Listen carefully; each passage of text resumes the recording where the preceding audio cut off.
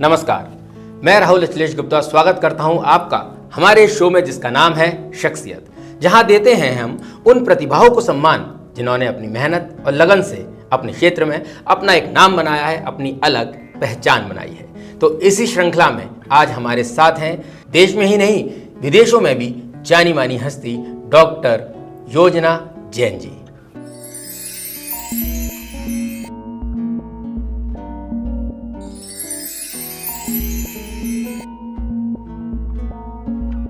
Gentlemen, Dr. Yojana Shah Jain with her book Banaras Meets Berlin. रोम रोम में रचा है जो, हर धड़कन में बसा है जो, आन बान है शान मेरी, सम्मान मेरा सदा है जो, वो तिरंगा महान, वो तिरंगा महान, तेरी मेरी पहचान सारी दुनिया पे लहराएगा। तन दूर देश की माटी से, तन दूर देश की माटी से, पर मन जन गण मन गाएगा, पर मन जन गण मन गाएगा, पर मन जन गण मन गाएगा।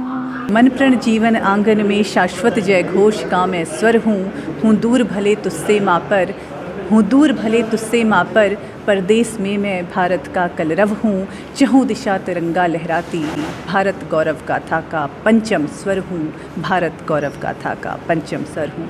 जय हिंद, जय भारत। मैम, आपका बहुत बहुत स्वागत है जीडी गोयनका पब्लिक स्कूल के इस शो में जिसका नाम है शख्सियत।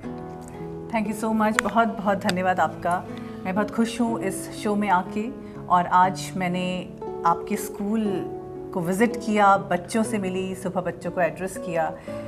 मुझे लगता है कि अब तक के जितने मेरे इंटरेक्शंस की, ऑथर इंटरेक्शन के प्रोग्राम्स रहे हैं, उनमें मैं इसको मैं कहूँगी कि एक बहुत इम्पॉर्टेंट रोल प्ले करता है ये मेरे लिए। Thank you so much. मैं बहुत खुश हूँ यहाँ पर आके, और आज का दिन वाकई बहुत ही अच्छा दिन रहा है। बच्चों के बीच आके जो एनर्जी मिलती है वो मेरे ख्याल से बड़ों के साथ वो आपको महसूस नहीं होता है, जो आपको बच्चों से सीखने को मिलता है, बच्चों से जो ऊर्जा मिलती है, उनकी मासूमियत से आपको जो ऊर्जा मिलती है। तो मैं बहुत बहुत धन्यवाद करती हूँ जीडी गोयनका का, वशिष्ठ जी का और आप सभी का इस सम्मान के लिए और इस शख्सियत कार्यक्रम का हिस्सा मुझे बनाने के लिए। Thank you so much. ये हमारे विद्यालय की भी खुशनसीबी है कि आज आप बर्लिन यानी जर्मनी से आप हमारे बीच में हैं। ये हमारे स्कूल के बच्चों के लिए भी बहुत शानदार अनुभव रहा है आपसे बात करना, आपसे मुखातिब होना। तो मैम, हम अपने इस साक्षात्कार को एक नॉन फॉर्मल तरीके से शुरू करते हैं, और जैसा कि आप कई टीवी शोज़ में भी जा चुकी हैं और बहुत सारे कार्यक्रमों में भी आप हमेशा शिरकत करती रहती हैं, लेकिन हमारे इस कार्यक्रम की बात थोड़ी सी अलग है। तो हमारे इस कार्यक्रम में बच्चे और हमारे दर्शक जो हैं वो आपके कुछ निजी जीवन के बारे में जानना चाहेंगे, जैसे कि आपका बचपन कैसा था, आप बचपन में शरारती थीं, संजीदा थीं, या बहुत शैतानियाँ करती थीं। कुछ इस तरीके के अपने अनुभव हमारे दर्शकों के साथ शेयर कीजिए। जी, बिल्कुल आपने सही कहा कि ये एक अलग तरह का इंटरव्यू मुझे अभी से लग रहा है, क्योंकि ये वाले क्वेश्चंस मुझे किसी ने नहीं पूछे कि मैं बचपन में कैसी थी। तो मैं कहूँगी मैं बचपन से ही थोड़ा सा संजीदा रही हूँ। मैं बहुत संवेदनशील, सेंसिटिव लड़की रही हूँ। मैं पहाड़ों से आती हूँ और मैं एक प्राउड पहाड़ी हूँ। मेरा बचपन हिमालय की वादियों में, उत्तराखंड देवभूमि जिसे कहा जाता है, वहाँ पे गुजरा है। और मेरे 2 छोटे भाई हैं, और मेरे पापा जो अभी जिनका स्वर्गवास हुआ है रिसेंटली, पर अभी भी वो हम सब जो हम हैं आज वो उनकी वजह से हैं। BL शाह जी और मेरी मम्मी मीना शाह। तो उस परिवार से मैं आती हूँ। हम लोग नैनीताल के रहने वाले हैं। अच्छा। लेकिन कई सालों से हम लोग देहरादून में सेटल्ड हैं। मेरी पढ़ाई भी उत्तराखंड में ही हुई है। और मुझे लगता है कि पहाड़ ने मुझे जो दिया है, तो मेरी आज जो शख्सियत है, जो मैं कर पाई हूँ, उसमें मेरी फाउंडेशन का बहुत बड़ा रोल है। और इसी वजह से मैं अपने क्षेत्र के लिए हमेशा कुछ ना कुछ करने के लिए उत्सुक रहती हूँ। जी, बहुत ही उम्दा विचार। और जैसा कि मैम ने बताया कि वादियों से मैम आते हैं और वादियों से ताल्लुकात रखते हैं, और वैसा ही सौम्य स्वभाव मैम का है, जैसा कि पहाड़ों में जाके सब लोगों को एक रिलैक्सेशन फील होता है, उसी तरीके से मैम का सौम्य स्वभाव भी है। Ma'am thank you so much. Thank you. अब हम इस साक्षात्कार को थोड़ा सा आगे बढ़ाते हैं और कुछ और सवाल आपसे करते हैं। मैम जैसे सफलता के क्षेत्र में जब हम लोग कदम बढ़ाते हैं तो निसंदेह एकदम से तो सफलता हमें प्राप्त नहीं होती जी। तो उसमें कुछ उतार चढ़ाव भी आते हैं और कुछ ऐसे लोग भी होते हैं जो हमारी कुछ मदद करते हैं उसमें, कि जिन्होंने हमें सहारा दिया या सहायता की हमें आगे बढ़ने के लिए। तो आपके जीवन में वो कौन से ऐसे उतार चढ़ाव थे सफलता के लिए, और ऐसे कौन से लोग थे जिन्होंने आपकी हेल्प की? हाँ, वेरी नाइस क्वेश्चन। जैसा कि मैंने सुबह जब मैं बच्चों को एड्रेस कर रही थी तब ये बात कही थी कि सफलता एक ऐसा शब्द है जिसको आप अगर माइलस्टोन्स में बांधने की कोशिश करें तो वो हर किसी के लिए अलग अलग हो सकते हैं। सफलता के मायने भी हर किसी के लिए बहुत अलग अलग हो सकते हैं। तो उस पूरी जर्नी में आप जहाँ पहुँचना चाहते हैं उस पूरी जर्नी में हमेशा ये होगा कि उतार चढ़ाव आएंगे, अच्छे बुरे समय आएंगे, लेकिन उसको आप कैसे टैकल करते हैं वो आपको डिफाइन करता है। और असल में जितना आप गिरते हैं उतना ही आप और स्ट्रॉन्ग बनते हैं।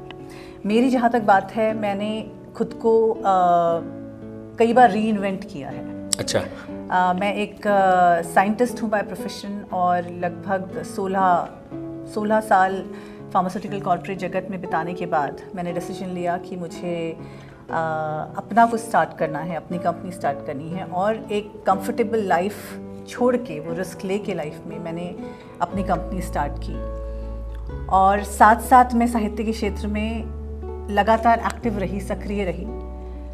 तो ये करना आसान नहीं होता है क्योंकि कई बार आपके ऐसे दुविधाएं आपके जीवन में आती हैं। आपको समय को बैलेंस करना होता है, परिवार की जिम्मेदारियां होती हैं। लेकिन बस यही मैं कह सकती हूँ कि अगर आपके अंदर वो जज्बा है कि मुझे करना है तो आप किसी भी तरीके से उसे कर जाएंगे।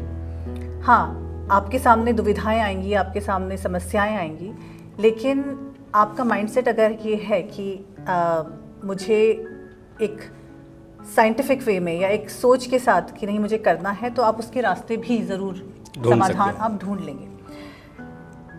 लोगों की जहाँ तक बात है, डेफिनेटली आपको ज़िंदगी में ऐसे लोग मिलेंगे जो आपको डिस्करेज भी करेंगे। एग्जैक्टली। लेकिन यही आपके लिए इंडिकेशन भी होता है कि जिस रास्ते पे आप चल रहे हैं उसमें आपको, अगर वो ईश्वर ने आपको इस पर्पस के लिए भेजा हुआ है, तो आपको वो पॉजिटिव साइंस ज़्यादा मिलेंगे। बिल्कुल सही बात है। तो जब मैं साहित्य के क्षेत्र में आई तो मुझे ये लगा कि पता नहीं, मतलब मैं इतने सालों से सब छोड़ चुकी हूँ, मेरा ये प्रोफेशन भी नहीं है, मेरे आसपास ऐसे कोई लोग नहीं हैं, मैं कैसे ही करूँ। तो मैंने शुरुआत बहुत छोटी सी, बहुत मॉडस्ट शुरुआत की थी आज से लगभग 15 साल पहले, कि एक वेबसाइट शुरू की। मुझे लगा कि हिंदी के लिए एक डिजिटल प्लेटफॉर्म नहीं है, तो मैंने एक वेबसाइट शुरू की थी और उसके ज़रिए मैं कई सारे लोगों से जुड़ी। और मेरी वो दुनिया जो एक बिल्कुल कॉर्पोरेट जगत की अंग्रेज़ी वाली दुनिया थी, उससे मैं वापस एक हिंदी वाली दुनिया में आई, लोगों से जुड़ी और बहुत लोगों ने सपोर्ट किया।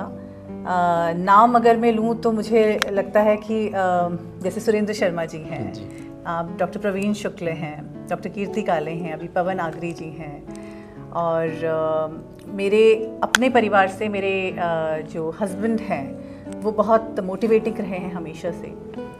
मेरी मदर का मेरे पूरे जीवन पे बहुत बड़ा प्रभाव है। वो बहुत ही स्ट्रॉन्ग पर्सनालिटी है, बहुत स्ट्रॉन्ग महिला हैं। उनको देख के मैंने सीखा है कि ज़िंदगी के उतार चढ़ावों के बावजूद भी आपको हारना नहीं है और आगे बढ़ते रहना है। बिल्कुल सही। अगर परिवार का साथ हो तो सफलता प्राप्त करने के रास्ते भी आसान हो जाते हैं। और सफलता, मुझे लगता है, मैं ये नहीं कहूँगी कि मैं बहुत सफल हूँ। जब आप ये मान लेते हैं कि आप बस सफलता की चरम सीमाएं पार कर चुके हैं तो आपकी ग्रोथ वहीं पे रुक जाती है। एग्जैक्टली, सही बात है। सफलता एक जर्नी है, वो कोई डेस्टिनेशन नहीं है। सफलता ये है कि आज मैंने जो दिन बिताया, at the end of the day मैं खुश महसूस कर रही हूँ, नहीं, मैं महसूस कर पा रही हूँ कि हाँ, मैंने इस दिन का सदुपयोग किया, तो वो आपकी सफलता है। अगर आप ज़िंदगी को इस तरह से जिएंगे तो वही अपने आप में एक सफल जीवन कहलाया जाएगा। Very nice ma'am. और हमारे दर्शकों को भी आपकी ये पॉजिटिव और मोटिवेटेड बातें सुनकर ज़रूर कुछ प्रोत्साहन और ऊर्जा प्राप्त हुई होगी। मैम, अब हमारा अगला सवाल, आप हमेशा से ही साहित्यकार बनना चाहते थे या इस कला के क्षेत्र में, साहित्य के क्षेत्र में आना चाहते थे? मुझे लगता है मेरा जो मूल स्वभाव है और जिसके लिए मुझे जो गॉड गिफ्ट मिला है, या भगवान ने शायद मुझे जिस लिए, हर किसी का एक कुछ ना कुछ पर्पस है इस दुनिया में आने का, और जब हम उस पर्पस को समझ लेते हैं, जितनी जल्दी समझ लेते हैं, उतना ही हम उसकी तरफ बढ़ पाते हैं और उसे सफलता के साथ पा सकते हैं। तो मेरा मूल स्वभाव और प्रकृति, मुझे लगता है कि हमेशा से, बचपन से ही साहित्यकार की जगह रचनाकार मैं कहना चाहूँगी, रचनाकार की रही है। मुझे याद आता है कि मम्मी पापा सो रहे थे और मैं शायद 3rd या 4th क्लास में थी, और मैंने सुबह सुबह उठा के जगाया कि सुन, मैंने कविता लिखी है। तो मैंने गांधी जी पे कविता लिखी थी। 2 अक्टूबर शायद स्कूल में सेलिब्रेट होने वाला था, तो उसके लिए मैंने कविता लिखी थी। तो उन्होंने उस समय इतना ध्यान नहीं दिया, मम्मी ने थोड़ा सा सुना, पापा ने ज़्यादा ध्यान नहीं दिया, क्योंकि उस समय इतना ज़्यादा इन सब चीज़ों को इनकरेज नहीं किया जाता। सही बात है जी। तो मैं बचपन से लिखती थी, बट वो मेरे लिए एक वे ऑफ एक्सप्रेशन था। कॉलेज में आई, डिबेट कॉम्पिटिशन्स, पोइट्री कॉम्पिटिशन्स, उनमें पार्टिसिपेट किया। ज़्यादातर में मैं उसमें अव्वल आती थी, और अगर मतलब अपने एरिया में मैं मतलब जानी जाती थी डिबेट्स के लिए, पोइट्री के लिए। तो ये जो चीज़ें हैं ना, ये बचपन से आपको दिखाई देने लगती है कि आपका रुझान किस तरफ है। Yes, exactly. लेकिन समाज का जो एक हमारा जो एजुकेशनल स्ट्रक्चर भी है, उसका भी दबाव रहता है कि आप एक तरफ मुड़ जाते हैं, नदी की धारा में बहते चले जाते हैं। पर वो भी आपको कुछ ना कुछ तो देता है, वो जो स्किल्स देता है। तो अगर मैं कहूँ कि मैं शायद बहुत पहले से ही सिर्फ राइटिंग ही कर रही होती, तो शायद मैं आज जो हूँ, हो सकता है उससे कहीं ज़्यादा होती या कम होती, मुझे नहीं पता। लाइफ एक फ्लो चार्ट नहीं है, आगे पीछे चीज़ें बहुत चलती रहती हैं। तो साहित्यकार की जहाँ तक बात है, रचनाकार मैं खुद को कहूँगी, और बचपन से वो रचनाधर्मिता मुझे लगता है मेरे अंदर थी, जिसको बीच में एक पॉज के बाद मैंने कंटिन्यू किया। और जब कंटिन्यू किया तो तब ये समझ में आया कि इसी में मेरी खुशी है, तो इसको मैं और चाहे कितनी भी काम करती रहूँ, लेकिन इसको मुझे जारी रखना है, और वही यात्रा अभी तक तो चली आ रही है। Very nice. तो कहने का मतलब ये है कि अगर आपको जिस काम में खुशी मिलती है और वो काम आपको करने के लिए मिल जाए और वही कहीं आपकी जीविका बन जाए, तो इससे अच्छी बात तो शायद जीवन में कुछ और हो भी नहीं सकती है। तो इन बातों से भी हमें ये समझ में आया है कि हाँ, एजुकेशनल मॉडल को तो फॉलो करना ही है, अपनी पढ़ाइयों को तो कंप्लीट करना ही है, लेकिन साथ ही साथ में अपनी हॉबीज़ को, अपने जो हमारा पैशन है उसको नहीं छोड़ना चाहिए, उसको भी हमें परस्यू करते रहना चाहिए। तो पैशन कई बार आपका ऐसा एक्स फैक्टर बनता है जो आपको कहाँ ले जाए आपको खुद समझ में नहीं आएगा। तो हर किसी इंसान के अंदर, चाहे वो कुछ भी कर रहा है, एक पैशन को परस्यू करना बहुत ज़रूरी है। और एक स्टेज आती है शायद कि जब आपका पैशन है ना, वो ये दिखाने लगता है कि एक्चुअली वो आपकी पर्सनैलिटी का बहुत बड़ा पार्ट है, तो आपको ये डिसीजन आप ले सकते हैं कि शायद यही मेरा मेन इंट्रोडक्शन बन जाए, यही मेरा मुख्य साक्षात्कार बन जाए।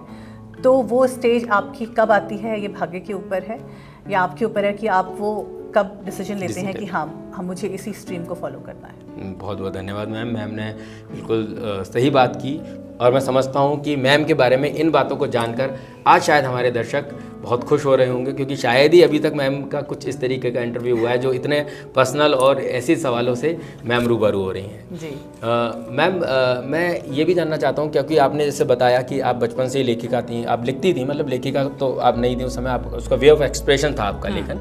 तो उसके बाद अब जब आपने अपनी इस राह में वापस आए एक पॉज के बाद, उसके बाद आपने कुछ कृतियाँ लिखी। तो एक कृति के बारे में तो मुझको अभी थोड़ा सा जानकारी हुई है, बनारस मीट्स बर्लिन, जो कि मैम की अभी नव रचित एक उपन्यास है। बाकी की भी 2 कृतियाँ, और इस कृति के बारे में भी हमारे दर्शकों को कुछ बताएं। जी, तो मेरा सबसे पहला जो पब्लिश्ड वर्क था वो था कागज़ पे फुदकती गिलहरियाँ, जो कि एक पोएट्री कलेक्शन है। ये भारतीय ज्ञानपीठ से आया था, और ये मेरे लिए उस समय बहुत बड़ी उपलब्धि थी। मैं बहुत खुश हुई थी कि हाँ, डायरी में लिखी हुई चीज़ें पब्लिश हुई हैं और लोगों तक पहुंची हैं। उस समय मैंने ज़्यादा नहीं सोचा था कि ये मुझे कहाँ तक लेके जाएंगी, लेकिन आज मैं महसूस करती हूँ कि एक बहुत बड़ा वो पड़ाव था मेरी ज़िंदगी का। दूसरा मेरा रचना संग्रह है, एक कहानी संग्रह जो प्रभात प्रकाशन से प्रकाशित हुआ। उसका नाम है इमली का चटकारा। सो इमली का चटकारा कहानियाँ, ऐसी कहानियाँ, उसमें 12 कहानियाँ हैं जो ज़्यादातर नारी केंद्रित हैं, और उसका जो सब टाइटल है वो भी यही है कि ज़िंदगी दुनिया की आधी आबादी की ज़िंदगी की खटास और मिठास लिए। तो ये बहुत पसंद की गई थी और उसने मुझे प्रेरित किया कि क्या मैं सच में एक बड़ी कहानी भी कह सकती हूँ, क्या मैं सच में एक शिल्पकार हूँ, एक शब्द शिल्पी हूँ कि ठीक है मैं कविताएं मैंने लिखी हैं, कहानियाँ लिखी हैं, लेकिन मैंने खुद को चैलेंज किया कि क्या मैं एक नॉवल लिख सकती हूँ। तो फिर मैंने बनारस मीट्स बर्लिन, एक छोटा सा प्लॉट दिमाग में आया था जर्मनी और इंडिया के जीवन को कंपेयर करने के लिए, स्पेशली पैंडमिक टाइम में। तो वो धीरे धीरे ऑलमोस्ट 2.5 से 3 साल के अंतराल में उस समय लगा और वो किताब अब हम सबके सामने है। तो ये एक ऐसी जर्नी थी, मैं कहूँगी एक सेल्फ एक्सप्लोरेशन की जर्नी थी कि अब आप खुद को सोचते हैं कि आप क्या कर सकते हैं। क्योंकि मैंने हिंदी फॉर एग्ज़ाम्पल 10वीं के बाद नहीं पढ़ी। अच्छा। लेकिन हिंदी से मुझे बहुत प्यार है। मैं जर्मनी में भी हिंदी के प्रचार प्रसार में बहुत सक्रिय रहती हूँ और क्योंकि अंग्रेज़ी मीडियम से पढ़ी हूँ तो इस वाले जो नया नावल आया है इसका प्लॉट इंटरनेशनल था और मैं चाहती थी कि वाइडर ज़्यादा ऑडियंस तक पहुँचे, सिर्फ इंडियंस ही नहीं जर्मन्स तक भी पहुँचे। इस वजह से मैंने इसे अंग्रेज़ी में लिखा, लेकिन मैं कोशिश करूँगी कि इसका हिंदी अनुवाद भी आए। और जी, और अब देखिए आगे और क्या क्या निकल के आता है, किस तरफ हमारी रचना यात्रा लेके जाती है। बिल्कुल सही। और मैं अपने दर्शकों से अनुरोध करूंगा कि ये सारी जो कृतियां हैं आपको ऑनलाइन भी मिल जाएंगी। जी, अमेज़ॉन वगैरह पे सब पे मिल जाएंगी। आप वक्त निकालें और जिस कृति को लिखने में मैम को 2.5 साल लगाए उसको आप कम से कम 20-25 दिन दें और उस किताब को ज़रूर पढ़ें। आई एम श्योर आपको पसंद आएगी। खासकर इमली का चटकारा तो काफ़ी क्रिटिकली एक्लेम्ड है। अच्छा। और कागज़ पे फुदकती गिलहरियाँ क्योंकि भारतीय ज्ञानपीठ से आई है तो आप उसका स्तर क्योंकि वो प्रकाशक इतनी आसानी से कुछ नहीं छापते हैं तो वो काफ़ी पसंद की गई थी। और बनारस मीट्स बर्लिन को भी बहुत अच्छा रिस्पांस मिल रहा है। चलिए, हमारी शुभकामनाएं आपके साथ हैं कि आप इसी तरह से कृतियाँ लिखती रहें, रचनाएं करती रहें और हम लोगों को पढ़ने के लिए भी कुछ साहित्य, अच्छा साहित्य मिलता रहे। मैम, जैसे आज आप पूरा दिन हमारे साथ हैं, विद्यालय में हैं, बच्चों के साथ आपने वक्त गुजारा, तो इस विद्यालय में आपने विजिट भी किया, पूरा विद्यालय देखा, तो GD Goenka public school Agra के बारे में आपकी क्या विचारधारा है? एक लाइन में कहूँ तो शिक्षा संस्कारों के साथ, क्योंकि मैंने बहुत सारे इंस्टीट्यूशंस देखे हैं जी, पर्सनल लेवल पे भी देखे हैं, प्रोफेशनल लेवल पे भी देखे हैं। तो देखिए, इंफ्रास्ट्रक्चर कोई भी खड़ा कर सकता है, उसमें सिर्फ पैसा लगता है। इंसान के तौर पे हम सब के ही 2 आँखें हैं, कान है, नाक है, हमारी बॉडी स्ट्रक्चर, ऑर्गन सब सेम होते हैं, लेकिन फ़र्क क्या होता है? फ़र्क होता है आत्मा का, जी, आपकी वैल्यूज़ का, जो हमें डिफ्रेंशिएट करता है। तो इस स्कूल में बहुत ही थोड़े समय में जितना देख पाई हूँ मैं, तो मैं यही कह सकती हूँ कि वाकई आप लोग बच्चों को बहुत ना सिर्फ इंफ्रास्ट्रक्चर दे रहे हैं, ना सिर्फ अच्छे और best in class, best of the art infrastructure और रिसोर्सेज दे रहे हैं, साथ ही उनमें जो भारतीय हमारे मूल्य हैं वो भी उनको दे रहे हैं और बहुत अच्छे तरीके से, विदाउट एनी प्रेशर। जो मैंने महसूस किया कि बच्चे यहाँ पर खुश लग रहे थे जी, वो जो भी कर रहे थे, they were happy, they were excited about it. खासकर हम लोग लंच के टाइम पे जब पुनीत जी हमें विज़िट पे लेके गए थे, टूर पे लेके गए थे स्कूल के, तो ज़्यादातर लंच टाइम में बहुत रश रहता है ज़्यादातर स्कूल में, या कहीं भी आप देख लें। तो जिस तरीके से वो पूरी प्लानिंग की गई है, ऑर्गेनाइज़ किया गया है सारी चीज़ों को, वो इतना सुचारू तरीके से चल रहा है कि बहुत अच्छे से सब चीज़ें हो रही हैं बिना किसी प्रेशर के, बहुत अच्छे तरीके से। तो इसके लिए मैनेजमेंट ही सारा डिफरेंस प्ले करता है, राइट? तो पुनीत जी को बहुत बहुत बधाई और पूरे मैनेजमेंट बोर्ड को, आप सभी टीचर्स को बहुत बहुत बधाई कि आप ये कर पा रहे हैं। दिखने में आसान लगता है लेकिन ये बहुत ही चैलेंजिंग टास्क है। exactly. बच्चे छोटे दिखते हैं लेकिन उनको संभालना बहुत बड़ी जिम्मेदारी है। बच्चों को संभालना एक बड़ा टास्क है। बहुत बड़ा टास्क है। आप बड़े बच्चों को संभाल सकते हैं, आप कॉलेज संभाल सकते हैं, लेकिन एक स्कूल संभालना कॉलेज संभालने से ज़्यादा डिफिकल्ट है, मैं मानती हूँ। और इम्पैक्ट की अगर हम बात करते हैं तो आप फाउंडेशन जो है, बच्चे फाउंडेशन है किसी भी जनरेशन की, तो उस फाउंडेशन को आप पक्का कर रहे हैं, उनमें सही मूल्य, सही संस्कार डाल रहे हैं, शिक्षा के साथ साथ वर्ल्ड क्लास एजुकेशन के साथ साथ, तो ये बहुत बड़ा काम है। और बहुत बहुत बधाई आपको, बहुत बहुत शुभकामनाएं। Thank you so much ma'am. और ये जो पहल है GD Goenka public school Agra की शख्सियत, ये जो कार्यक्रम है, जनरली इस पूरे कार्यक्रम को बच्चे ही करते हैं। अब वो शायद छुट्टी होने की वजह से बच्चे अवेलेबल नहीं है, इसलिए आज मुझे मौका मिल रहा है इंटरव्यू लेने का। जनरली तो बच्चे ही करते हैं, तो इस विषय में आप क्या कहना चाहेंगे? It's a very good initiative. जितना मुझे समझ में आया है, ये आपने ऐसे प्लेटफॉर्म तैयार किया है जिससे बच्चे खुद बच्चों को एक मोटिवेशन भी मिलता है, उनके अंदर प्रेजेंटेशन स्किल्स डेवलप होते हैं। और ट्रेडिशनल कन्वेंशनल वे में हम देखें तो सारे स्कूल्स में प्लेटफॉर्म्स प्रोवाइड किए जाते हैं, लेकिन उन प्लेटफॉर्म्स की जो अवेलेबिलिटी है पर स्टूडेंट, वो उसका रेशियो बहुत छोटा होता है। हाँ, वो ये बात तो इसकी वजह से हर बच्चे को नहीं मौका मिल पाता है। exactly. और यही हमारे देश की एक बहुत बड़ा एक इशू और प्रॉब्लम भी है कि लोग ज़्यादा हैं, रिसोर्सेज कम हैं। exactly. तो उसमें हम कैसे इस तरह से चीज़ें करें कि हम हर बच्चे को मौका दे सकें। और मुझे लगता है उन बच्चों को मौका देना ज़्यादा ज़रूरी है जो अगर उन्हें प्रॉम्प्ट ना किया जाए तो खुद से आगे नहीं आते। हाँ जी, क्योंकि स्टार बच्चे वो हर जगह स्टार रहेंगे, लेकिन वो स्कूल ज़्यादा अच्छा मैं कहूँगी जो कि जो नॉन स्टार बच्चे हैं, जो बैक बेंचर बच्चे हैं, उनको भी आगे ला के स्टार बनाए। और हर बच्चे में स्टार है, हर इंसान में स्टार है, एक यूनिक एबिलिटी है, उसको बस प्लेटफॉर्म देने की, उसको थोड़ा सा मोटिवेट करने की ज़रूरत होती है, और वही इंस्टीट्यूशंस का काम है। एग्जैक्टली मैम, जो हमारी एक गैप की एक्टिविटी है, जो इस एक्टिविटी में पूरे स्कूल के इस तरीके से हम लोगों ने शेड्यूलिंग की हुई है कि सारे स्कूल, पूरे स्कूल के लगभग सारे बच्चे एक बार आके इस गैप एक्टिविटी को करते हैं। और आप जैसे महानुभाव भी आते हैं जिनके साथ वो मिलते हैं और मिलके अब एक्सपीरियंस शेयर करते हैं और अपने कम्युनिकेशन स्किल्स को डेवलप करते हैं। एब्सोल्युटली जी। तो आज इसी श्रृंखला में मैम हमारे साथ थे। अब ये समय है विदाई का, और हम चाहेंगे कि मैम समय समय पर आकर अपना आशीर्वाद, स्नेह और अपना प्रेम हमारे विद्यालय को दें और हमारे विद्यालय के बच्चों को दें। तो ये था हमारा आज का कार्यक्रम शख्सियत। अगले एपिसोड में हम फिर किसी शख्सियत के साथ आप लोगों से मुखातिब होंगे। तब तक के लिए मैं राहुल अखिलेश गुप्ता आपसे विदा लेता हूँ। नमस्कार। नमस्ते। Thank you so much. Thank you so much.